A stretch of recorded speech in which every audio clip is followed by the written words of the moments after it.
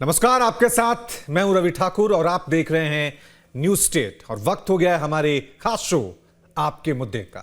और आज बात करेंगे मध्य प्रदेश कांग्रेस अंदर खाने चल रही खींचतान की।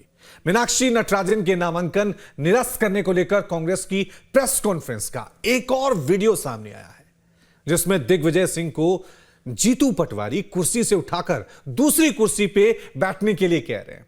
इससे पहले एक वीडियो सामने आया था जिसमें प्रदेश कांग्रेस प्रभारी हरीश चौधरी, दिग्विजय सिंह, धनोपिया को बोलने को लेकर बहस हो गई थी। दोनों वीडियो सामने आने के बाद अब सवाल उठ रहा है कि कांग्रेस नेता अपने ही वरिष्ठ नेता की कद्र नहीं कर रहे हैं।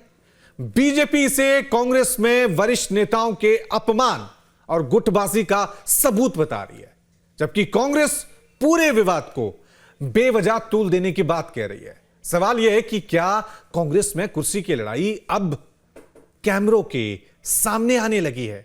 इसी मुद्दे पे आज हम संवाद करेंगे, बहस करेंगे, लेकिन सबसे पहले देख लेते हैं एक रिपोर्ट।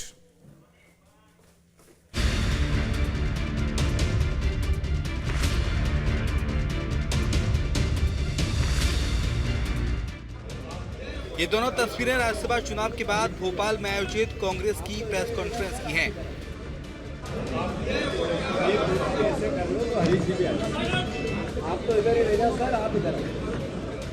और अब इन्हीं तस्वीरों पर सियासत गर्मा गई है। पहली तस्वीर प्रेस कॉन्फ्रेंस शुरू होने से पहले की है। दिग्विजय सिंह मंच पर एक कुर्सी पर बैठे दिखाई देते हैं। तभी पीसीसी चीफ जीतू पटवारी उनसे सीट बदलने का आग्रह करते हैं। इसके बाद दिग्विजय सिंह अपनी जगह छोड़कर दूसरी कुर्सी पर जाकर बैठ जाते हैं। हालांकि बाद में पटवारी उन्हें वहीं रुकने के लिए भी कहते हैं, लेकिन तब तक भी अपनी सीट बदल चुके होते हैं।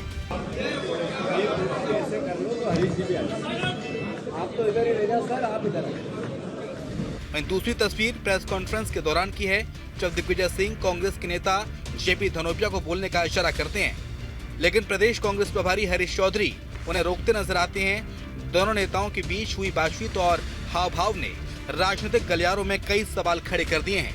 अब इन दोनों घटनाओं के वीडियो सामने आने के बाद कांग्रेस के अंदरूनी समीकरणों और कथित गुटबाजी को लेकर बहस तेज हो गई है। बीजेपी ने पूरे घटनाक्रम को कांग्रेस की आंतरिक कलह से जोड़ दिया है।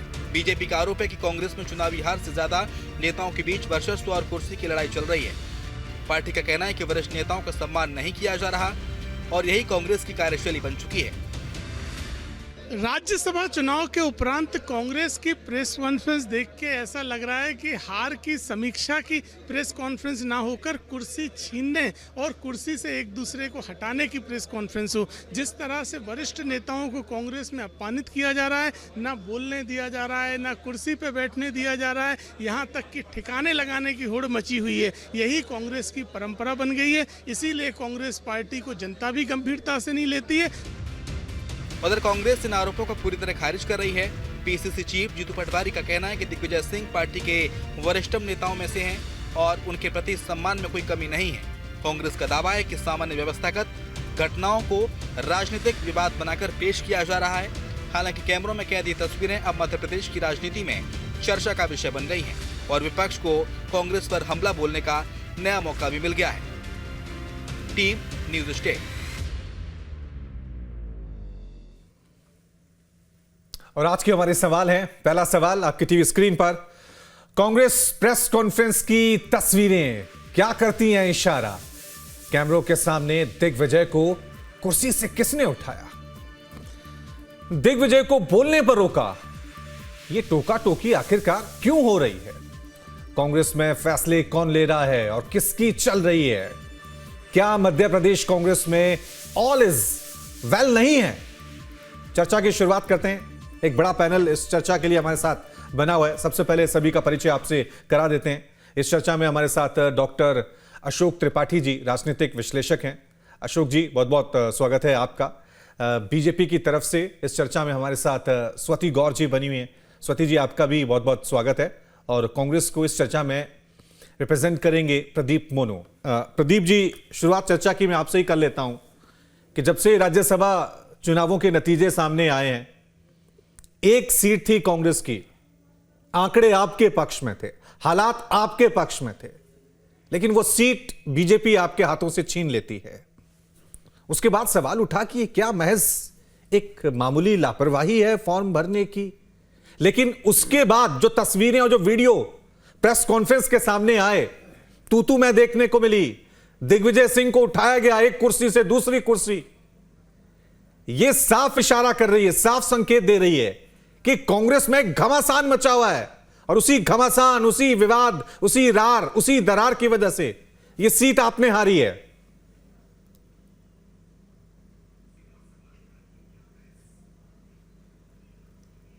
देखिए रवि जी, मैं बहुत धन्यवाद देना चाहता हूं न्यूज़ नेशन को सबसे पहले तो, कि महत्वपूर्ण विषय में हम लोगों पे चर्चा को लिए बुलाया यहाँ पर। देखिए, आपका जो पहला सवाल है मैं उसका उत्तर जरूर देना चाहूँगा कि भारतीय जनता पार्टी ने केवल ये मध्य प्रदेश की राज्यसभा चुनाव को लेकर ही लोकतंत्र की हत्या नहीं की है, जनता की आवाज़ को नहीं दबान किया है। ये पूरे मध्य प्रदेश में घटना लगातार और पूरे देश में घटनाएं हो रही हैं। चाहे मध्य प्रदेश में 2018 और 19 के समय की कमलनाथ जी की सरकार के समय सरकार गिराने की घटना हो, या पैसे के दम पर, ताकत के दम पर, सीबीआई के दम पर, ईडी की दम पर यह भारतीय जनता पार्टी की सरकार लोकतंत्र की हत्या करने में लगी है और कांग्रेस की आवाज को दबाने की कोशिश की जा रही है। दूसरी बात रही कि आप अभी जिक्र कर रहे थे कि आंकड़े हमारे फेवर में थे। भारतीय जनता पार्टी ने निश्चित रूप से राज्यसभा का मीनाक्षी नटराजन जी का नामांकन रद्द करा करके ये घोषित कर दिया कि लोकतंत्र देश में नहीं बचने वाला, लोकतंत्र को और संविधान को खत्म करने का काम भारतीय जनता पार्टी की सरकार कर रही है, क्योंकि आंकड़े हमारे फेवर में थे। और जबकि आप देखते हैं कि अगर वोटिंग होती तो भारतीय जनता पार्टी के विधायक तक हमारे कैंडिडेट को वोट करने वाले थे, ये तक नौबत आने वाली थी। लेकिन प्रदीप जी, आप कह रहे हैं कि जानबूझ करके कि जो प्रदीप जी, ठीक है, आप कह रहे हैं कि बीजेपी के विधायक हमारे फेवर में वोट करने वाले थे, तो फिर कांग्रेस के विधायक कर्नाटक क्यों भाग रहे थे? अगर आप में इतनी एकजुटता थी तो आप अपने विधायकों को कर्नाटक, बेंगलुरु क्यों शिफ्ट कर रहे थे? एकता नहीं थी ना, डर था ना टूटने का।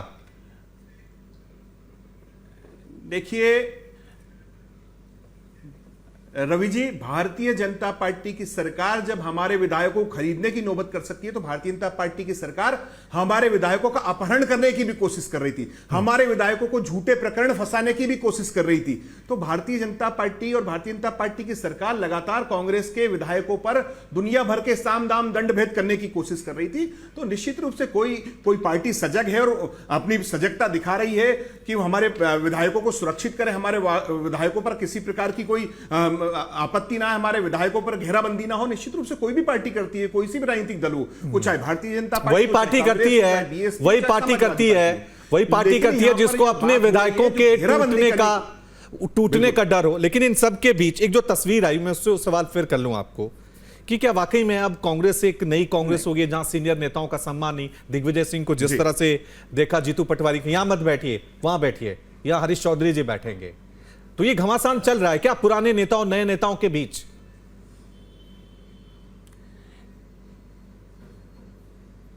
रवि जी, निश्चित रूप से जो पत्रकार वार्ता में जो फुटेज पहले दिन दिखाई दिए विधानसभा चुनाव में जब नॉमिनेशन रद्द हुआ, उसके बाद जो पत्रकार वार्ता में जो सीनियर हमारे प्रभारी जो है हरीश चौधरी जी के माध्यम से जो भी घटनाक्रम हुआ और जो आज का घटनाक्रम दिखा जा रहा है, उस घटनाक्रम से हट करके है। चूंकि मध्य प्रदेश भारतीय कांग्रेस के अध्यक्ष जीतू पटवारी जी हैं, वो एक व्यवस्था जमाने में लगे थे। उन्होंने दिग्विजय सिंह साहब को उठने के लिए नहीं बोला, उन्होंने ये बोला कि एक सीट मध्य प्रदेश कांग्रेस के प्रभारी की सुनिश्चित की जाती है, जो बैठते हैं वो। उन्होंने दिग्विजय सिंह साहब को इशारा किया कि आप मेरे बाजू में आके बैठिए।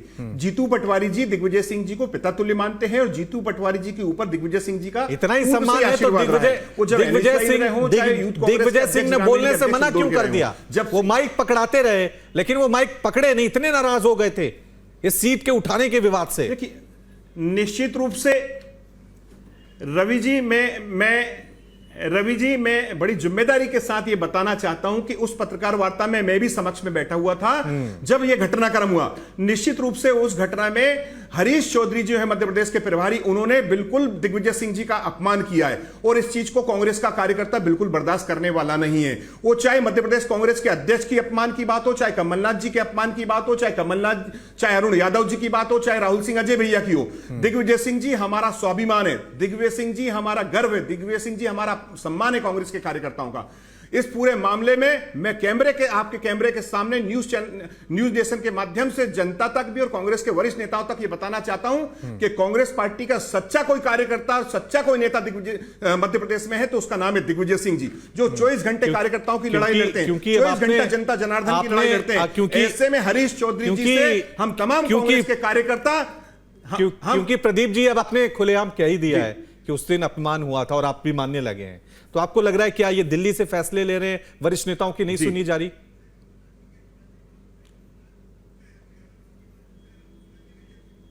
जो भी घटनाक्रम हो रहा है वो ठीक नहीं हुआ है उस दिन भी, उसके बावजूद भी मैं सार्वजनिक रूप से मैं तो यह भी कहना चाहूंगा कि हरीश चौधरी जी अनुभव से लेकर उम्र में दिग्विजय सिंह साहब से बहुत छोटे हैं। हरीश चौधरी जी हमारे मध्य प्रदेश के प्रभारी हैं, हमारा सम्मान है, लेकिन उनको भी अपने वरिष्ठों का और अनुभव के लोगों का, दिग्विजय सिंह जी 10 साल मुख्यमंत्री रहे, दिग्विजय सिंह राष्ट्रीय में महासचिव रहे, दिग्विजय सिंह जी पूरे देश के अनेकों प्रदेशों में प्रभारी रहे, दिग्विजय सिंह जी तमाम प्रकार के सांसद रहे, राज्यसभा रहे 2-2 बार। इस प्रकार से उनका अपमान या किसी भी पार्टी के वरिष्ठ नेता का अपमान किसी भी ना कोई कार्यकर्ता स्वीकार करेगा और ना कार्यकर्ता किसी का अपमान करेगा।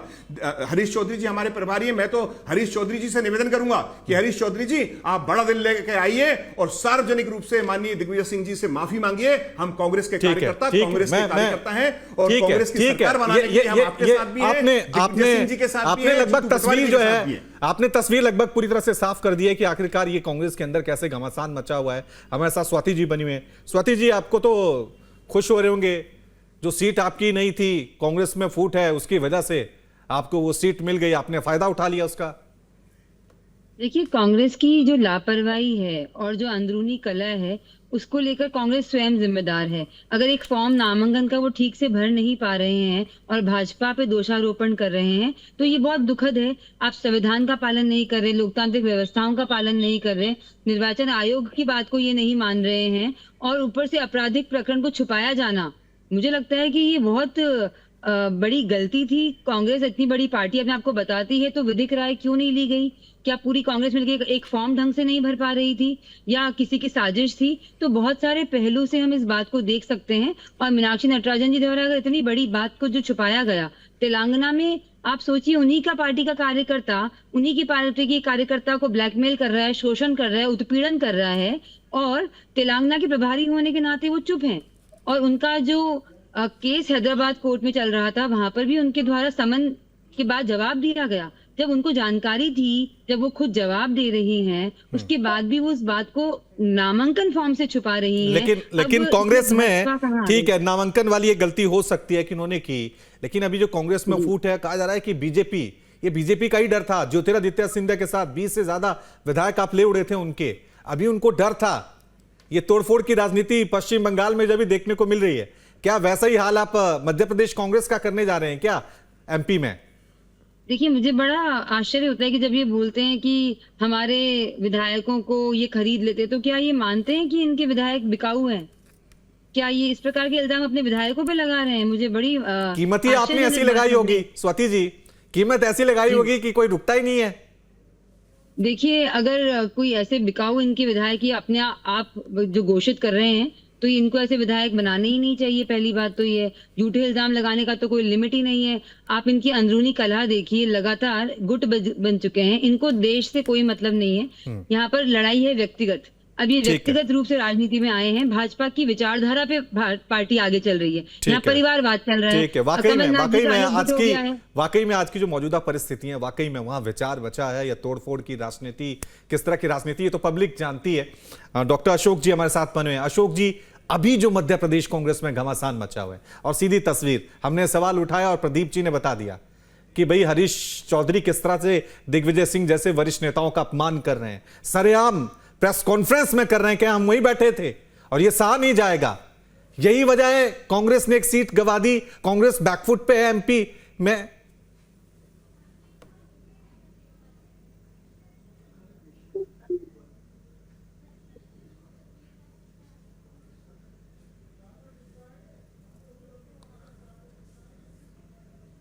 अशोक जी, आप तक मेरा सवाल पहुंचा? हाँ, आपका बीच में आवाज कट गया था लेकिन अभी आ रहा है। आप क्या कहना चाह रहे हैं, प्रश्न क्या करना चाह रहे हैं, एक बार रिपीट कर दे तो मैं जल्दी से रिपीट कर देता हूं। अशोक जी, मेरा सवाल यही था कि प्रदीप जी ने इस चर्चा में साफ तौर से मान लिया है। और हम भी कह रहे थे कि हरीश चौधरी और दिग्विजय सिंह के बीच जो तू मैं हुई, किस तरह से उनका अपमान किया जा रहा है, एक घमासान अंदर मचा हुआ है कांग्रेस के अंदर। वरिष्ठ नेता, दिल्ली वाली लाइन, मध्य प्रदेश के वरिष्ठ नेताओं की लाइन, यही वजह है। ये जो घमासान, एकता नजर वहां नहीं आ रही है, उसकी वजह से कांग्रेस मध्य प्रदेश में कमजोर हो रही है। एक सीट जो पक्की थी उसको हार गई। देखिए, मैं आपके इस चैनल के माध्यम से और भारत के सभी पॉलिटिकल पार्टीज को कॉमन प्लेटफॉर्म पे रखते हुए केवल ये कहने में सक्षम हूं कि कांग्रेस ने जो राज्यसभा की सीट एमपी में नटराजन की मिस की, जो उनका था, उसका कारण एक ही है कि ऊपर से आपको ऐसा दिख रहा है कि उन्होंने कुछ फॉर्म फिलअप करने में मिस्टेक किया। बेसिकली पार्टी की जो विचारधारा है कांग्रेस की, ये शुरू से ही ऐसी रही है कि वन मैन आर्मी होती है। ये कांग्रेस के बारे में बताया गया है, समझाया गया है, पूरी दुनिया जानती है। जब कैप्टन हुम ने कांग्रेस पार्टी की रचना की और उस रचना के बाद वो करीब करीब 15 साल उसके अध्यक्ष बने रहे। फिर बाद में जब देश आजाद होने लगा और पहले अध्यक्ष की जांच और परख और नियुक्ति की प्रक्रिया शुरू हुई, तो आपको जान के आश्चर्य होगा कि जिस व्यक्ति को 10 में से 9 अपने खुद के वोटर्स ने वोट नहीं दिया था, जिनका खुद का एक अपना वोट था वही उन्होंने अपने को दिया था, उसको उन्होंने राष्ट्रीय अध्यक्ष बना दिया। और जिन्हें सबसे ज्यादा वोट मिला 10 में से, उनको उन्होंने नहीं बनाया। तो पार्टी किस तरह से अपने आप को लोकतंत्र की गरिमा को लेके चलने वाली पार्टी कहती है, यहाँ तो आप देख लीजिए कि राहुल गांधी और सोनिया गांधी और गांधी फैमिली ही पार्टी है और पार्टी बाकी सारे कार्यकर्ता तो केवल फॉलोअर है। केवल बीजेपी में अगर हम इस बात के विषय पे कोई फोकस करना चाहें तो ये भारतीय राजनीति के ऊपर बहुत बड़ा आक्षेप लग जाएगा, क्योंकि जो कैप्टन हुम ने लोकतंत्र के नाम पे पार्टी नामक तंत्र खड़ा किया, उन्होंने इस देश को उसी तरह से गुलाम बनाए रखा जिस तरह से ईस्ट इंडिया कंपनी व्यापार के नाम पे शासन करने लगी। तो आज जनता की सेवा के नाम पे पार्टियां मलाई खा रही हैं, पावर की लड़ाई लड़ रही हैं, उनके एसेट बढ़ रहे हैं और उनके पास इतना पैसा है कि कोई पार्टी सत्ता से, अगर मैं समझता हूं कि 30 साल 40 साल नहीं, 100-200 साल भी पीछे चली जाए तब भी वो पूरे पार्टी का खर्चा उठाने में सक्षम है। तो जिस देश में ये प्रथा चल रही हो, पार्टी नामक भस्मासुर तैयार हो, वहां पे एथिक्स की बात, वहां पे इतने छोटे छोटे माइनर प्रॉब्लम। नहीं, ठीक है, वो अशोक जी, वो एथिक्स तो हमें नहीं दिखते हैं। वो तो आज के पॉलिटिक्स में कोई भी पार्टी उसके आप चले जाइए। लेकिन मेरा सवाल बस यही था कि क्या मध्य प्रदेश में एक वक्त कांग्रेस बड़ी मजबूत पार्टी होती थी, कमलनाथ सिंह ने सत्ता में वापस लाया भी था, लेकिन कांग्रेसी वो फूट हुई, एक दूसरे की दरार हुई और वो फिर सत्ता गवा बैठे। अब फिर लगा कि जीतू पटवारी, कोई नए चेहरे आएंगे, लेकिन क्या अब ये सुधरने वाली नहीं कांग्रेस? क्या यही चीजें इन तस्वीरों से नजर आई जो तूतू में हमें प्रेस कॉन्फ्रेंस में देखने को मिली? हाँ, आप बिल्कुल ठीक कह रहे हैं, क्योंकि जिस व्यक्ति का जैसा जमीर होता है, जैसी सोच होती है, वैसे ही उसके शब्द होते हैं, वैसे ही उसके कार्य होते हैं। अगर आप धर्मात्मा हैं तो आप न्याय प्रिय होंगे, धर्म प्रिय होंगे, सत्य बोलेंगे। लेकिन जब इन तीनों की परिभाषा ही आपको नहीं पता और इसका आप पालन नहीं करते हैं, आपका उद्देश्य केवल सत्ता हासिल करना, देश को बांटना, समाज को बांटना और काबिज होना, तो आप फिर रणनीति बनाते हैं और जो व्यक्ति आपके लिए सुटेबल होता है, पैसा कमा के देता है, उसको ये पार्टी आगे बढ़ाती है। उसमें बीजेपी या किसी एक पार्टी का नाम लेना संबंधी नहीं। ठीक है, मैं प्रदीप जी की तरफ एक बार फिर रुक कर रहा हूं। प्रदीप जी, आपने खुद कबूल किया कि किस तरह से हरीश चौधरी दिग्विजय सिंह का अपमान कर रहे हैं। यही वजह है कि वरिष्ठ नेताओं का अपमान हो रहा है मध्य प्रदेश कांग्रेस में, इसकी वजह से कांग्रेस बीजेपी का मुकाबला नहीं कर पा रही।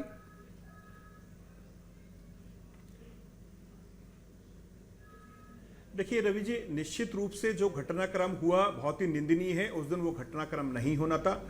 दिग्विजय सिंह जी क्या, कमलनाथ जी क्या, अरुण यादव जी क्या, अजय सिंह राहुल भैया क्या, तमाम हमारे सारे नेता वरिष्ठ हैं। इनके बिना अनुभव के मध्य प्रदेश में कांग्रेस की सरकार बनाना असंभव है। और कोई भी युवा नेता जिसको जिम्मेदारी मध्य प्रदेश की दी जा रही है कार्यकर्ताओं के हितों की रक्षा के लिए, जनता की हितों की रक्षा के लिए, उनको इन वरिष्ठों का सम्मान करना ही चाहिए और करना पड़ेगा।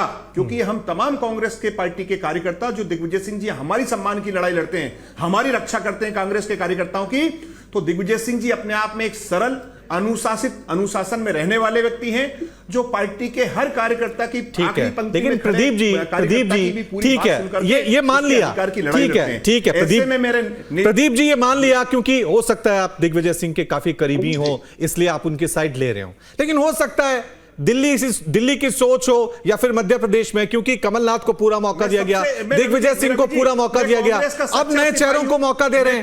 रवि जी मैं कांग्रेस जी बिल्कुल हम साथ हैं ना, हम ताकत से साथ हैं, नए चेहरे जीतू पटवारी जी के साथ हैं हम लोग, बिल्कुल उमंग सिंगार जी के साथ में हम। लेकिन हमारे वरिष्ठों का, हमारे माता पिता जब बुजुर्ग हो जाते हैं तो उनका सम्मान तो करना पड़ेगा, उनका अपमान नहीं कर सकते। ना मेरा भाई कर सकता, ना मैं कर सकता, ना मेरी बहनें कर सकती। तो हम यह पार्टी भी हमारी परिवार की तरह है, ऐसे में हमारे वरिष्ठों का सम्मान। लेकिन खुले मंचों पे ऐसा होगा प्रदीप जी, अगर कांग्रेस के सभी नेता सार्वजनिक मंचों पे, पब्लिक मंच पे ऐसा करेंगे तो जनता में क्या मैसेज आएगा? जनता आपको कैसे चुनेगी? कि आपस में लड़ रहे हैं, सीट के लिए लड़ रहे हैं, जनता आपको कैसे चुन लेगी? निश्चित रूप से मैं रवि जी, मैं पहले ही आपके क्वेश्चन का जवाब शुरू से देता आ रहा हूं कि उस दिन का घटनाक्रम निंदनीय था। यह घटनाक्रम उस दिन नहीं होना था, क्योंकि मध्य प्रदेश में जनता हमको देख रही है। लेकिन यह कतई नहीं है। लेकिन एक बात रवि जी मान लीजिए, मध्य प्रदेश में कांग्रेस अच्छी स्थिति में है, कांग्रेस मजबूती की ओर अग्रसर कर रही है। कैसे मजबूती? एक सीट आपकी जो पक्की थी, आपके पूरे विधायक थे, कैसे मजबूती से आगे बढ़ रही है? वो तो दिखती नहीं है। स्वाति जी रिस्पॉन्ड कीजिए, जल्दी से जवाब दीजिए। रवि जी तो लोकतंत्र की हत्या की गई। मैंने अभी एक्सेप्ट कर रहे हैं कि वहाँ पर दिग्विजय सिंह जी के साथ जो है वो गलत व्यवहार हुआ, तो यहाँ पर गुटबाजी साफ नजर आ रही है कि कमलनाथ जी का गुट अलग है, दिग्विजय जी का अलग है, जीतू पटवारी जी अलग जा रहे हैं। जो पार्टी अपने आप में समन्वय नहीं बिठा पा रही, वो देश का या प्रदेश का क्या भला कर पाएगी? अगर वोट डालने में आए तो मोहन यादव जी को 10 वोट भी नहीं मिलेंगे भारतीय जनता पार्टी के। आपने मुझे मौका दिया है बोलने का, तो आप मुझे बोलने दीजिए। इसमें ना जाए, अपन इसमें ना जाएं। अपन तो भारतीय जनता पार्टी की, मैं आपकी बात सुन रहा था अभी कि आप बता रही थी कि महिलाओं का अपमान तेलंगाना में किया है, तो महिलाओं का अपमान हमने नेशनल हाईवे पे देखा है मध्य प्रदेश में, तो वो भी हमको याद है। उस बात में अपन ठीक है, जवाब देने दीजिए, जवाब देने दीजिए। ठीक है प्रदीप जी, जवाब दीजिए। स्वाति जी देखिए, हम सिर्फ चिंता इस बात की है कि देश को एक अच्छे विपक्ष की आवश्यकता है। कांग्रेस अपनी भूमिका अच्छे से निभा नहीं पा रही है, या तो झूठे इल्जाम लगाते हैं या आपस में ही उलझ जाते हैं।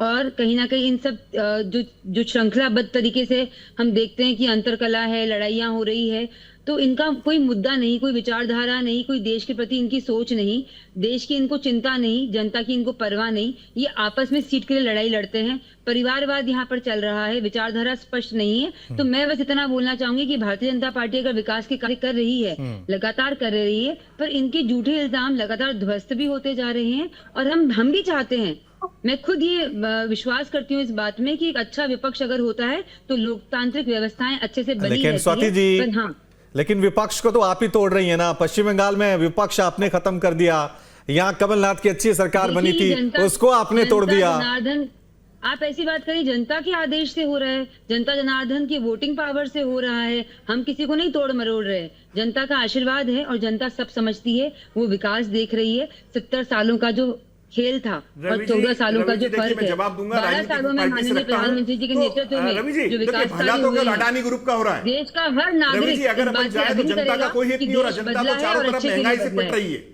बेरोजगारी से पिट रही है, अत्याचार से पिट रही है। कांग्रेस के कार्यकाल में हम ये महिलाओं के किचन में आग लगी हुई है, कहीं कुछ नहीं हो रहा। अडानी साहब मजे कर रहे हैं पूरे मामले कोई व्यवस्था थी, अडानी जी मजे कर रहे हैं पूरे देश में। सब कुछ अडानी को बेच दिया है पूरे मध्य प्रदेश के लिए। क्या पूरे देश को अडानी के हवाले कर दिया है।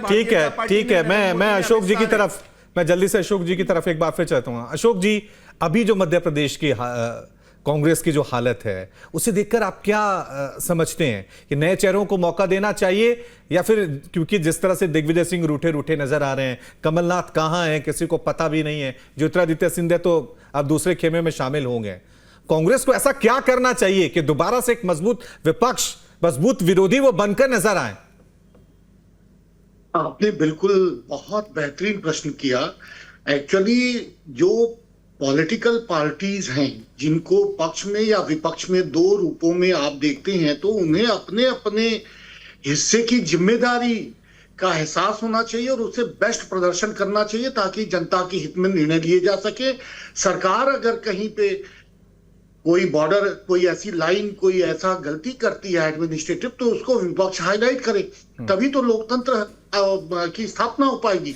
यूरोप के लोकतंत्र में और भारत के लोकतंत्र में यही अंतर है। यहाँ पे क्या है कि अभी भी बनाना कंट्री की तरह कुछ एक विशेष व्यक्ति के द्वारा ऑर्गेनाइज होता है और वो जैसा निर्णय देता है, बाकी पार्टी के लाइन टुवर्ड्स सारे ऑफिस बेरर्स उसको फॉलो करते हैं। अगर नहीं करते हैं, उनमें कहीं अगर कोई क्षमता है, कोई कुछ कहना चाहता है, कुछ बोलना चाहता है, तो उसको साइडलाइन कर दिया जाता है। तो ये कांग्रेस को अब समझना चाहिए कि अगर वो सत्ता में वापस आना चाहती है तो जनता की समस्याओं को लेके सड़क पे उतरना पड़ेगा। ठीक है, मैं प्रदीप जी की, प्रदीप 10 सेकंड है आपके पास जल्दी से, क्योंकि फूट आपने कह दिया है, फूट है, एक मैसेज यहां से आप दिल्ली की कांग्रेस को, जीतू पटवारी को कुछ कहना चाहेंगे?